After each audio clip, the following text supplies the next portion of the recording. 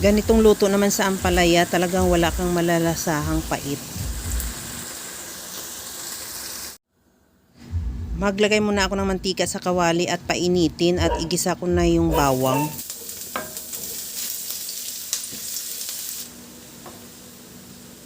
Igisa ko na rin yung sibuyas.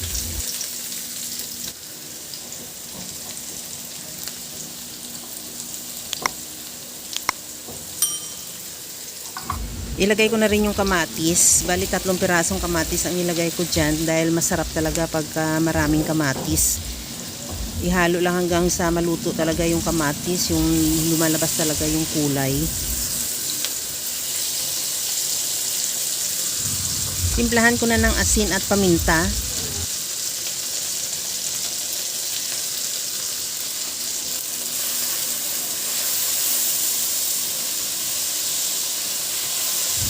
Maglagay din ako ng hipon.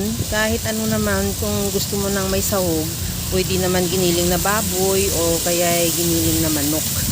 Ihalo lang hanggang sa maluto yung hipon. Huwag lang natin i-overcook, kaya ilagay ko na rin ng tubig. Kunting tubig lang nilagay ko para lang hindi masyadong tuyo. Bali mga kalahating cup lang yata. At ilagay ko na rin yan pagkakulo yung ampalaya. Yung ampalaya, hindi ko yan binabad sa asin o ano, basta hinugasan ko lang siya. Takpan ko muna hanggang sa maluto lang yung ampalaya. Huwag din natin i-overcook para medyo crunchy. Mas masarap pagka medyo crunchy pa yung ampalaya natin. Tikman ko na rin kung okay na yung timpla ng sabaw natin at ilagay ko na rin yung oyster sauce. Maglagay din ako dyan ng liquid seasoning. Kahit anong seasoning available sa'yo, pwede. Pwede yung granules o yung cubes.